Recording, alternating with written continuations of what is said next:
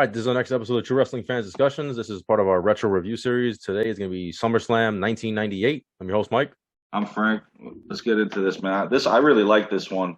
I don't know about you, but this one I really tried to get to the tickets for this at the Garden. Yeah, I don't remember. They were sold out in 21 minutes. Yeah, the only tickets they had available was for the theater next door. Yeah, for the Lions Den match. Okay, I'm good for that. But then I got to watch on the prompter. No, I'll just watch it at home. This was August 30th, 1998, fresh into the Attitude Era. They're now rivaling WCW because things are picking up. Yep. 21,588 crazy fans at Madison Square Garden. That's how New York does it, baby. And let's go. They had three, not dark matches, but they had three matches on Sunday Night Heat for this one that they didn't air unless you watched it on there. It was Too Much defeating LOD 2000, which I thought was funny because Droz is in his Legion of Doom getup on there, but when he comes out later on, he's back to his Droz getup. So I don't know what's going on there. But LOD 2000 was, even though Animal and Hawk was still together, but Droz was part of it. Legion of Doom on Sunday Night Heat. Think about that. Anything, like we've said, if you put the new or 2000 in front of it, it doesn't work. The other match was Gangrel defeating Dustin Runnels, because now Goldust doesn't know who he is anymore. Yeah. And the DOA beating Bradshaw and Vader. By this point, Vader was on his way out. He was on a huge losing streak. Yeah. So, in any event, the opening match of the night was for the European Championship. It was D'Lo Brown against Val Venus. Two young up-and-comers, of course, Jim Ross has to give everybody's age when they're doing this. So when I'm watching this, I know they kept on. Well, during this time, there's like an emphasis on like the youth. Where the Edge, who makes an appearance in the crowd, Christian, D'Lo, Val Venus, even the Rock. They mentioned the Rock's age. They mentioned Triple H's age. It's like which now I'm watching it and I'm like, okay, he's 50, he's 51. I don't feel old. No, seriously, right? I know. 24 years ago almost. Mm-hmm. Oh my God. I mean, this match was pretty good between the two. I always liked D'Lo. He always was energetic in the ring.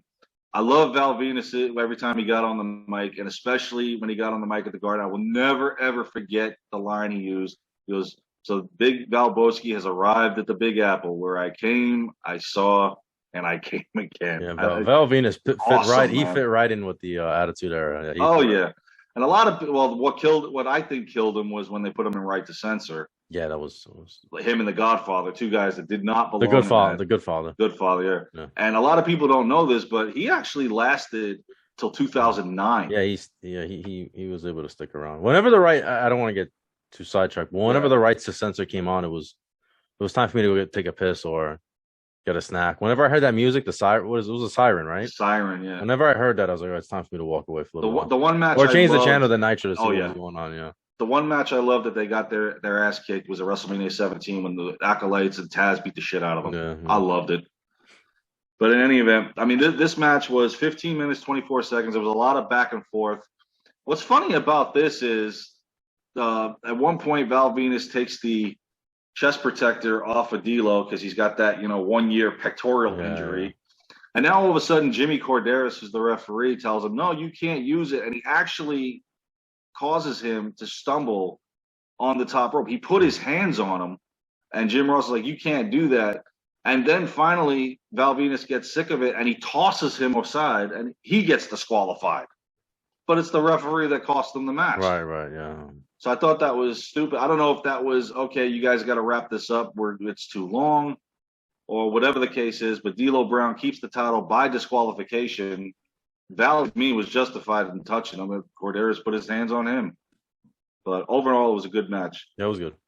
Man, this next match, I swear to God, it needed to be on Heat because I even back then, I was like, I can't watch this. And this is the Oddities. Yeah, I know. Versus Kaientai.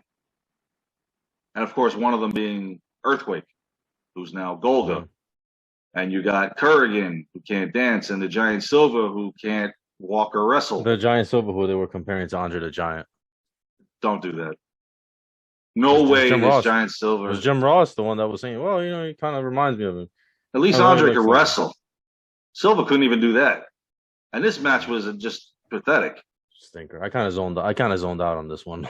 You notice if you watch it now, they just show them in the ring because they can't advertise them coming down to the ring to the song because they lost the rights to the what was the Insane Clown Posse theme. So I mean, you had Luna down there. I mean, this was just ridiculous. All four of them in there at a time. I mean, thank you, Vince Russo. Thank you, Vince Russo. This was one of the worst matches I've ever seen in my life, and I didn't say that a whole lot in 1998. Yeah. So if anybody needs to know, and it was a 10-minute match too, by the way, the Oddities won. Oh, how did they pull that off? Golga pinning all of them. Oh, good Lord.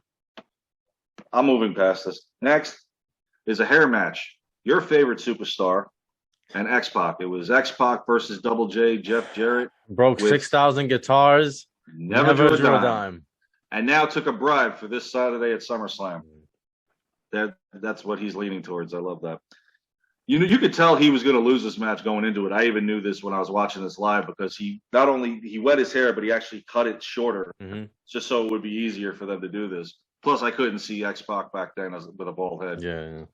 You know, he had Southern Justice re-gimmick Godwin's at his side, which I actually liked the gimmick, but they didn't even give it time to take off for them to be a tag team. So it was a cup of coffee. Don't piss me off. That's where this started, pretty much. I mean, between the country gimmick, music gimmick, and the "Don't Piss Me Off," I like that one better. Yeah, well, they had to get rid of that stupid thing that he wore. That whatever the hell that thing was. That I don't know what it was. Eventually, get rid of it. Vince loved it. According to Jarrett on Steve Austin's show, that Vince always wanted a country music singer as a wrestler, and he found one in Jeff Jarrett, and he loved it. No, I'm not even talking about the gimmick. I'm talking about the outfit. The outfit was had those like straps. It was weird. He went back to that after when he came back in '97. He had that NWA gimmick, those tights with the ponytail. No, he had the fucking the Native American outfit on. Remember when he came back with NWA? Oh God. Yeah, like it was blue and orange and I don't know. And then he went back to this for a brief minute. His podcast is actually good, believe it or not. I listened to his podcast. It's actually pretty interesting. He seems like a nice guy. I don't care for him as a performer. He is. He's just not a main. He's not a main eventer in our eyes. That's all. I mean, Jim Ross told him at this point, "You'll never be in the main event." Vince Russo got wind of that in WCW, signs him and goes, "I'll put you in the main event to spite them." And Jim Ross was like, "What do I care? You're ruining your product, not me." But in any event, X-Pac gets the victory. All of a sudden, there comes everybody down the ringside to make sure they can hold him to get his hair shaved. The Outlaws, the Headbangers. Did they ever? I don't remember because I don't remember. Did Jeff Jarrett and Road Dogg ever like talk about the fact that they started out together? Did that ever play? I don't remember any of it. You know what I'm trying to say? Like storyline when he returned. Yeah. When he returned, did I know they had a match on Monday Night Raw leading to SummerSlam. They did have Road Dogg did they address it? I wonder if they even addressed the fact that you remember he was singing the song. Jim Ross might have. Remember it was Road Dogg. I was really singing the song. They did do it. I think I don't know if it was after Jarrett left or right around that time that Road Dogg had said that was him that did it because he came out on the microphone. That I know. I'm talking about. Did they ever address it when Jarrett returned? Oh, I don't. Yeah, I'm curious. I don't think so. Yeah, we'd have to go back into the thousands of Raw episodes. Yeah, feel free to want to review all 1,500. Nah, let's do it. That's fine. So, I mean, overall, it was a good match. X-Pac gets the victory. Jarrett gets his head shaved. Crowd goes nuts. Good stuff. The next match I liked because it was the debut of what would be a future Hall of Famer. It was not Mark Merrow, by the way. It was Marvelous Mark Merrow, which I did not like that gimmick. I thought they ruined him. They ruined him. After when he came back from his injury, they ruined him. Yeah. Him and Jacqueline versus Sable, an opponent of a partner of her choosing, and she chose Edge. And this was his pay-per-view debut. He did pretty good in the ring, I got to admit. Jim Ross was really putting him over. The rookie. He was trying. The undefeated rookie. Because they even spotted him in the crowd prior to this match. The first match, yeah. Mm-hmm. So yeah, Jim Ross was trying to get him over, which it really didn't take much because the fans did. They got on him. They got with him real quick, and then when Christian came in shortly after this, you know, it all worked. It all came together. Edge and Sable working together was pretty good. the whole, Sable beating the hell out of Mark Merrow, that went totally against Mark Merrow, man. And like I said, ruined his career. As soon as he came back from injury, it's just like, man, they could have done so much. They just bringing him over, and they became infatuated with Sable. Sable got over, and then they just kind of make Mark Merrow look like garbage. That's pretty much happened. I feel bad for the guy. Think about this. Too. I mean, thinking about the fact that he was Johnny B. Bad. He was over in WCW. Comes in as the Wild Man. Then basically, and it was working too. Yeah, then he gets injured, and then his wife starts getting over, and then his wife wasn't even in the business. What happened was from what I understand, when he negotiated his contract, he wanted to be close to his wife, and I guess his stepdaughter, I believe he was, because she had a child from a previous relationship, so he wanted her to travel with him. So whatever, and I guess she comes to the meeting, and then Vince is like in love with her, like, oh my god, we gotta put her on TV, and that little did he know that was the beginning of the end of his career. And he puts her with her first appearance was in Hunter Hearst Helmsley's corner as a valet, and that's where it went from there. And of course now Sable's daughter calls Brock Daddy. Yeah. So, in any event, Edge and Sable get the victory on this one. Again, I thought it was real good for Edge's first pay-per-view. I even liked his next pay-per-view because he faces Owen Hart. We'll do that one down the road eventually. But, this was good for the kid. Sable gets over once again, and Mark Merrow gets screwed. The next match I really enjoyed. It was the Lion's Den match. Now, this is after we already had the Hart Dungeon. They fought down there. I thought they were going to tear the place apart. I remember watching this. Yeah. I was waiting for his mom to go, cut that shit out down there, because they were going up against the pipes, the wall. This was crazy. So now we take it into the Lion's Den. Ken Shamrock and the road sign, Owen Hart. Or the Nugget. He's not a Nugget. He looked like a road sign. I'm sorry, that outfit just didn't work for him. Yeah, I never liked that. I never cared for him. Was Dan Severn was training him? Yep. And Steve Blackman was supposed to be there in Shamrock's corner, but he wasn't. I think this was the start of Blackman turning on him or whatever. I don't know. Maybe Blackman got injured or something. I don't know. I'd have to look it up. I'm not sure. It's Steve Blackman. Who cares? But Dan Severn coming in was a big deal, even though he couldn't wrestle. But he's teaching Owen Hart, and this was a pretty good match in the Lion's Den. It went about just a shade under 10 minutes. Shamrock obviously gets the victory. He had to get the victory on this one. This is his home turf. And we've talked about this. This is a guy that I think should have been pushed. Yeah. He should have been in a pay-per-view match against Austin for the title or been considered for it. I guess he wasn't around long enough, No, and who knows how he was in the back with the boys, how they accepted him. I guess the story was that he wasn't really 100% committed because he wanted to go back to the UFC. So I think that was what it was, yeah. So unfortunately, when you bring them in from the UFC, this is where they want to go back to at some point. But while he was there from 97 to 2000, he was pretty good. Yeah, definitely. So the next match was funny. I love the interview they did in the back with Mankind because it's the tag team title match, Falls Count Anywhere. It's Mankind, and it's supposed to be his partner Kane defending the tag titles against the New Age Outlaws. Yep. And of course, Kane is now nowhere to be found because he's hooked up with the Undertaker. And Mankind's like, I lost my sledgehammer. Oh, why don't I just throw myself off the cell? Oh, why don't we just do this to the guy? And I'm like, yeah, do it. And he's like, I need my sledgehammer. And of course, Vince is now talking in his ear. And all of a sudden, he comes and brings him a cookie sheet and a trophy. He goes, here, I got toys for you. Silver platter. It's right here on a silver platter. Madison Square Garden. This was so fun. It was so funny. It was well done. It was well done. I liked it. Mankind's like, I'm gonna go out there and I'm gonna do it. And you're not. How much woodchuck? Oh yeah, he goes, I got 13 words for you. Yeah. How much wood could a woodchuck chuck? A woodchuck could chuck wood. And I'm like, get out of here, you idiot. I'm surprised he did it without messing it up. Oh, that was good stuff. So he comes out to the ring with the one belt. Here come the Outlaws with their dumpster of goodies. And the match was a handicap match. It was only 5 minutes long. Yeah. But he did hold his own. They actually came, even though they were the fan favorites in this, they came off as the heels because the fans were kind of rooting for Mankind. And when they threw him in the dumpster after they won the tag titles, all of a sudden, oh, here's Kane, supposedly hitting him with the sledgehammer and stuff. And this is the time of the year that you didn't know who was with who. Like one week, Taker's fighting Kane, the next week they're teaming up. Yeah, it was a little chaotic. It was between now and Survivor Series, but the matches that they pulled off at the pay-per-views between all these guys was great. And so, the match itself was all right, considering it was a handicap match. But I mean, Mankind did hold his own, and the New Age Outlaws are once again the tag team champions. Which every time they got them back, champions of the world. Yeah. Oh man, I loved it. Don't tell me you weren't sitting at home watching the Raw and you weren't doing it along with. Oh them. Yeah, but only the intro. After that, I didn't care about them. Honestly, like it was, I really like. I loved the intro, and then after that, I was because Road Dogg wasn't a good wrestler. Billy Gunn was a good wrestler. Yes. Road Dogg was just good on the mic, so they complimented each other. But I was never fans of them. I just liked that whole.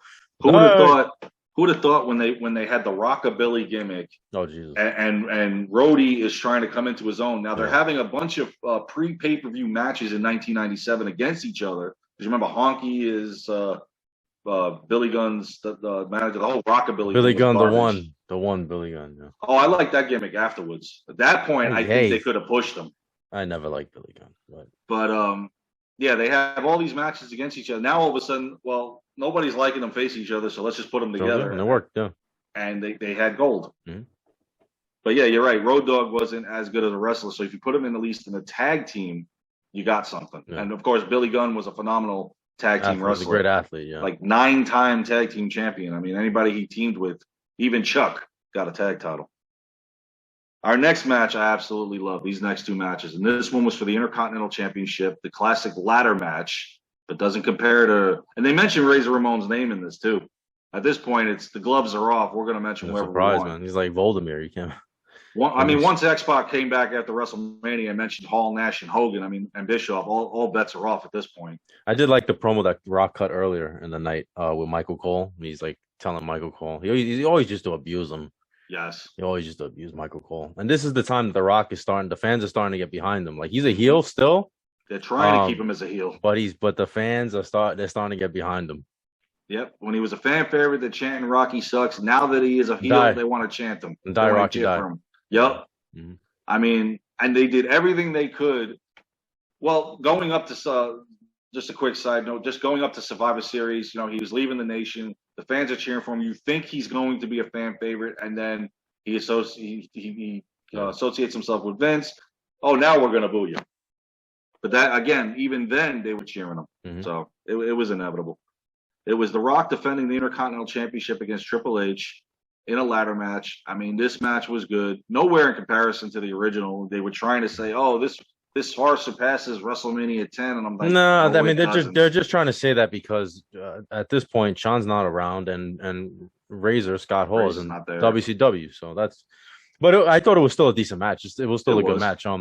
China was in Triple H's corner, obviously, and Mark Henry he's eyeballing her. Yeah. But Sergeant Slaughter coming down there and stuff. No, but it was well done. It was cool to see the young guys getting an opportunity to really shine. And then this was the longest match on the card too, 25, almost 26 minutes. And then it's amazing because they start feuding for the IC belt, and then later on they're feuding for the world belt. So this was really like them coming into their own. So well done. The only thing we never got with these guys was a one-on-one WrestleMania match. That's the only thing this resume is missing, is a one-on-one match. And unfortunately, we won't get that now because obviously Triple H retired. He can't wrestle anymore. But no matter how many times these two guys fought, like we get tired of a Cena-Orton feud and Roman Brock, obviously. But every time these two, the constantly battles between these two, I enjoyed it because they put on a show every single time. Yeah, and they had great chemistry when they used to go battle each other on the mic and everything. Unfortunately for Triple H, right before this, he actually gets legitimately injured. I think it was a knee injury. Yeah, and they exploited it in the match. Which is why I think right before that they showed that The Rock hit. I think he hits Triple H in the leg with the IC belt, right? Maybe a week before. So they mentioned that, but the reason is because he's actually legitimately injured, and he's about to have to take a break. It was right before, I think, the Royal Rumble, because remember Triple H had the crutches when DX was now in full force after Montreal. So that's when he had the injury but he was still able to compete at WrestleMania and stuff. But yeah, it was right around that time that he had injured it and he was on the crutches and stuff. But yeah, I noticed that they brought back the knee injury and he's having the problem climbing the. Yeah. The only mistake they made was because Triple H was having an issue getting back in the ring. The Rock is taking literally forever to get up the ladder, and I'm like, okay, they always do that. I mean, they always do that in these ladder matches. That's nothing new. Like, yeah, they're dragging it out so he can get back in the ring. And of course, China low blows him, even though. But before that, Mark Henry threw the powder in Triple H's face. Mm-hmm. So now he's trying to go up there. You can't see nothing. You know, Triple H trying to low blow him, but the camera clearly catches. You know, she hits the inner thigh. Obviously, you know, you're not going to hit him there, literally. But Triple H gets up there. The crowd went nuts when he grabbed the belt. It's just so funny that China ran in and Mark Henry doesn't do anything. Mark Henry's there to watch the Rock's back, does nothing. She low blows him. Rock falls, and then Triple H, you know, he grabs the belt. What was cool was on what's on the network now is they show the added footage of him going to the back, and I love you hear them say, Undertaker, we need Undertaker. We need you, go to Gorilla or something like that. You had to get to the, and they're following him to the back, and he tells the doctor, get the hell away from me. It was Triple H, you may have won this time, but you know, I'll get my revenge type thing. The Rock was getting cheered in this match. I mean, they were cheering for both of them, yeah. But The Rock was starting to get a lot of cheers too, though. When he did that people's elbow, everybody went crazy. Oh yeah, so it was good. Again, it was really well done match. It was really hard not to cheer for him back then. Yeah, I'm sorry.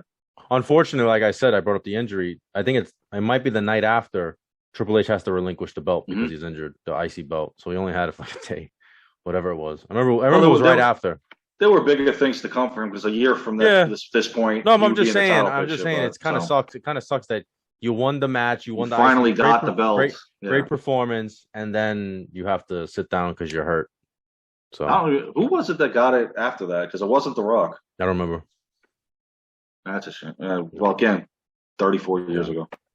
Now on to our main event. Another two guys that only thing missing in their resume is a WrestleMania match. And you never know. We could see that down the line here. No, please no. Oh, you know they'll do it. I know. It was Stone Cold Steve Austin defending the WWE title against The Undertaker. Again, never a bad match between these two. They worked great together. They loved working together. Babyface later on. Babyface versus babyface. Well, babyface versus we're on the meter at this point because now it's like he's slow. He's starting to make the turn. Well, only because of his affiliation with Kane, but I don't think he was. I mean, I know obviously later on he does turn heel.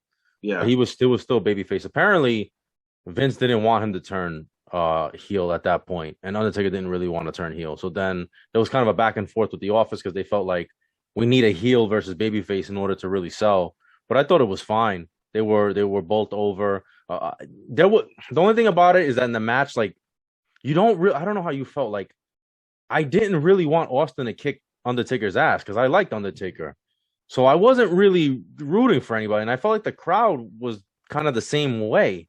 Yeah. We always rooted for Austin to beat the hell out of everybody that he went up against, except Undertaker. When he goes up against Undertaker, you're like, nah, I like Undertaker.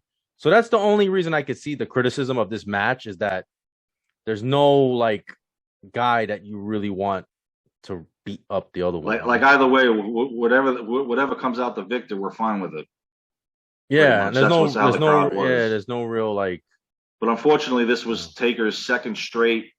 Well, actually, I'm sorry, third straight SummerSlam that he comes off with a loss. He had promised. No, he did win in '96, but I'm saying the last 2 years. He had promised Austin that Kane would not interfere prior to this, right? I think that was the understanding that. And he came out, and Taker told him go to the back. Go to the back, yeah. So he kept his word.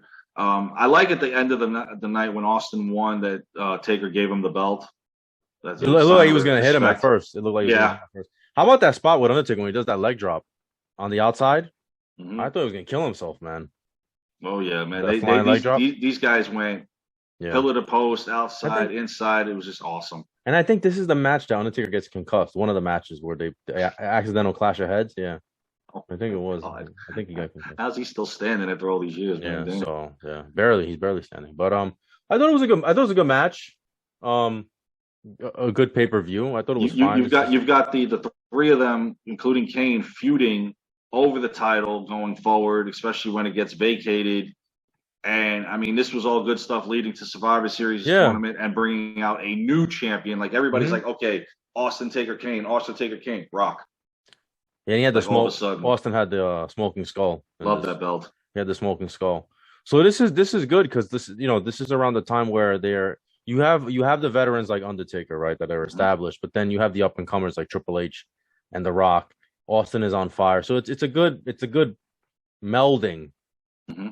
So of the old and the new, and they got a good group of they had a good core there of young wrestlers that giving a chance to. Man, imagine if they could have held on to Brett and Shawn didn't get hurt. I honestly think that would it have taken away from the young guys? Maybe, I don't know, but I still think you could have had a little bit. Yeah, but you still could have had Rock versus Brett. You could have had Shawn, I think that Shawn and Triple H would have been this would have been some type of no holds barred match if he was healthy after WrestleMania, because the plan was always when Shawn lost, DX turned on him. Yeah, but you think about it, like Shawn versus Triple H, as big as it was in 2002, I felt if Shawn versus Triple H happens in 98 or 99, it's even not as good. It's even. You think it was bigger? Better? Oh yeah. Yeah, I think it's even bigger. Because I felt like they lost momentum. Shawn didn't wrestle for 4 years, and then I don't know. It was still well done. I'm just saying, like, I think it would have been even bigger, had they had a falling out and then fought. But anyway, either way. But then, yeah, you said like Brett and Rock only fought one time in '97 on Monday Night Raw. But The Rock wasn't The Rock. Exactly. So imagine, The Rock as The Rock facing Bret Hart. I always wanted to see that match. Yeah. I always wanted to see Bret Hart versus Kurt Angle. Yeah, it's unfortunate. But either way, if he would have stayed, who knows what kind of matches we would have had. Mm-hmm. Yeah, or Shawn doesn't get hurt, obviously. Exactly. But either way, this was a very good period in history of wrestling. This is the Attitude Era. This is when it's really starting to take off. They're just starting to really they're about to pull away. Yes. Almost, right? When the end of '98, they started. They started, yeah. Well, '99, we'll forget it. Goodbye. Yeah. See ya. All theirs. Yeah. So, all right, that's our SummerSlam review. You guys make sure to like, comment, share, subscribe, and we'll see you guys soon. Take care.